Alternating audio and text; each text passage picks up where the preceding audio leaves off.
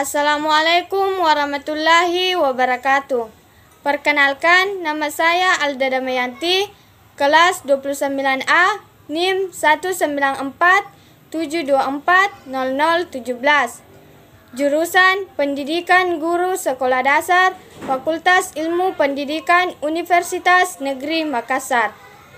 Video ini dibuat sebagai salah satu tugas individu mata kuliah Konsep Dasar IPA di SD dengan nama dosen Dr. Sudarto MPD. Di sini saya akan menjelaskan dua materi, yaitu kelistrikan dan kemagnetan. Untuk lebih jelasnya, berikut ini penjelasan tentang materi tersebut. Yang pertama yaitu kelistrikan, di mana kelistrikan adalah sifat benda yang muncul dari aliran listrik dan rangkaian fenomena listrik yang berhubungan dengan kehadiran dan aliran muatan listrik. Adapun awal mula terjadinya listrik yaitu di mana setiap benda terdiri dari bagian yang sangat kecil, di mana disebut dengan molekul. Apabila molekul ini dibagi menjadi bagian-bagian yang paling kecil, disebut dengan atom. Tiap-tiap atom mempunyai satu inti yang disebut dengan proton, di mana proton ini mempunyai listrik yang bermuatan positif dan dalam keadaan tidak bergerak atau diam. Proton ini dikelilingi oleh satu atau beberapa benda yang sangat kecil, dan benda ini disebut dengan elektron, di mana elektron adalah partikel subatom yang bermuatan negatif dan umumnya ditulis sebagai E. Adapun rumus untuk mengetahui besar energi listrik yaitu W sama dengan V kali L kali T, di mana W adalah energi listrik dengan satuan joule, di mana V adalah tegangan listrik atau beda potensial dengan satuan volt, di mana L adalah kuat arus listrik dengan satuan ampere, dan T adalah waktu dengan satuan S. Selanjutnya, adapun beberapa macam-macam listrik yaitu listrik statis dan listrik dinamis, di mana listrik statis merupakan energi listrik yang terkandung dalam benda yang memiliki muatan listrik. Sedangkan listrik dinamis adalah energi listrik yang dapat bergerak. Umumnya, listrik dinamis menggunakan media baterai yang dihubungkan dengan rangkaian elektroda tertentu sehingga membuat benda tersebut dapat bergerak. Dilihat dari besaran-besaran, listrik mempunyai besaran yaitu yang pertama yaitu tegangan listrik, di mana tegangan listrik adalah kerja yang dilakukan untuk menggerakkan satu muatan atau sebesar 1 coulomb pada elemen atau komponen dari satu terminal. Selanjutnya yaitu arus listrik, di mana arus listrik merupakan banyaknya muatan listrik yang disebabkan dari pergerakan elektron-elektron mengalir melalui suatu titik dalam sirkuit listrik setiap satuan waktu, di mana arus listrik dapat diukur dalam satuan coulomb atau detik atau ampere. Adapun rumus dari arus listrik yaitu L sama dengan Q per T, di mana L adalah simbol kuat arus listrik dengan satuan ampere, di mana Q adalah muatan listrik dengan satuan coulomb, dan T adalah waktu dengan satuan S. Selanjutnya, adapun jenis-jenis arus listrik. Yang pertama yaitu arus listrik searah, di mana arus listrik searah ini adalah arus listrik yang mengalir dengan arah dan besar yang tetap atau konstan. Sedangkan arus listrik bolak-balik adalah arus yang secara periodik berubah-ubah balik arah maupun besarnya. Adapun penghantar dari arus listrik yaitu konduktor, isolator, dan semikonduktor. Yang ketiga yaitu hambatan listrik, di mana hambatan listrik ini adalah perbandingan antara tegangan listrik dari suatu komponen elektronik dengan arus listrik yang melewatinya.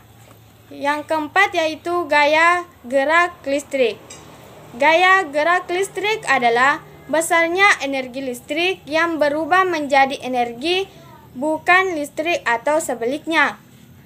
Yang kelima yaitu muatan listrik, di mana muatan listrik ini adalah muatan dasar yang memiliki suatu benda yang membuatnya mengalami gaya pada benda lain yang berdekatan dan juga memiliki muatan listrik.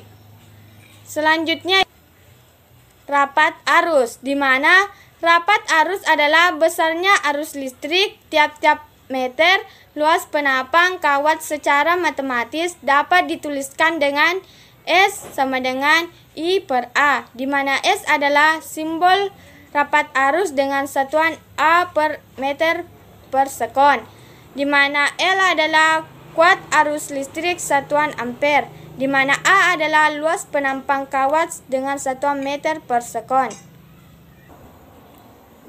Itu tadi materi tentang kelistrikan. Selanjutnya kita beralih ke materi kemagnetan, di mana kemagnetan adalah suatu benda yang menarik benda lain di sekitarnya yang memiliki sifat khusus.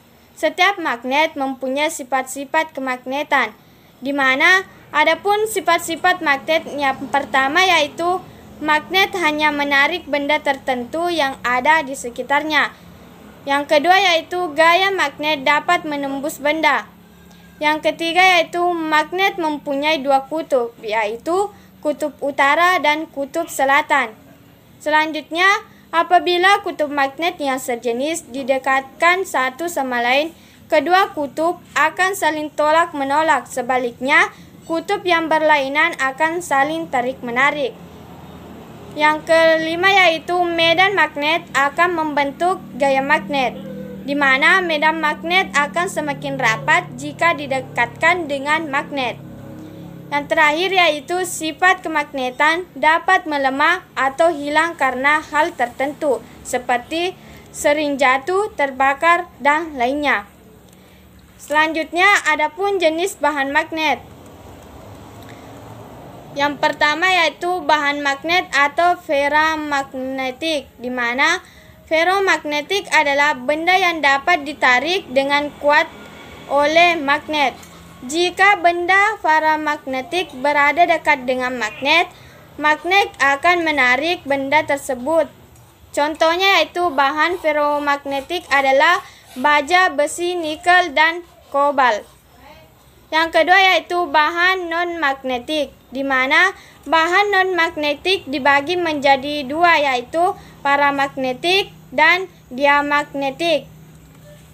Selanjutnya, macam-macam bentuk magnet. Ada beberapa macam-macam bentuk magnet yaitu magnet batang, bentuknya menyerupai batang atau balok atau kubus. Yang kedua itu magnet silinder, di mana menyerupai tabung panjang. Yang ketiga yaitu magnet jarum, di mana menyerupai jarum kompas dengan kedua ujung atau kutub magnet yang runcing. Magnet U atau magnet ladam, di mana berbentuk seperti tapal kuda atau serupa dengan huruf U. Selanjutnya magnet cincin, di mana magnet cincin ini memiliki bentuk bulat menyerupai cincin. Yang terakhir yaitu magnet keping, di mana magnet ini memiliki bentuk menyerupai kepingan logam. Selanjutnya yaitu medan magnet, di mana medan magnet adalah daerah sekitar magnet yang masih terpengaruh oleh magnet tersebut. Materi terakhir yaitu adapun cara membuat magnet dapat dibedakan menjadi 3 cara. Yang pertama yaitu digosokkan dengan magnet permanen. Adapun caranya yaitu besi digosokkan dengan magnet permanen dengan arah pergosokan yang tetap. Jika besi digosok dengan magnet, maka magnet-magnet elementer besi yang semuka tidak teratur menjadi terarah. Yang kedua yaitu induksi magnet, di mana yang pertama yaitu besi didekatkan di dekat magnet yang kuat, maka besi tersebut akan bersifat magnet. Yang kedua yaitu pada saat besi didekatkan dengan magnet permanen, maka magnet elementer besi disearahkan oleh gaya magnet dari magnet itu. Di saat magnet elementernya searah, maka besi tersebut berubah menjadi magnet. Yang terakhir yaitu dengan cara elektromagnetik, di mana pembuatan magnet secara elektromagnetik dilakukan dengan cara mengalirkan alur listrik pada kumparan yang dikelilingi atau dililitkan di batang besi atau baja. Jika arus listrik dialirkan pada kawat, maka di sekitar kawat akan timbul medan listrik. Mungkin itu saja penjelasan tentang kelistrikan dan kemagnetan dalam IPA. Semoga video ini sangat bermanfaat bagi kita semua dan bagi yang menontonnya. Sekian dan terima kasih. Assalamualaikum warahmatullahi wabarakatuh.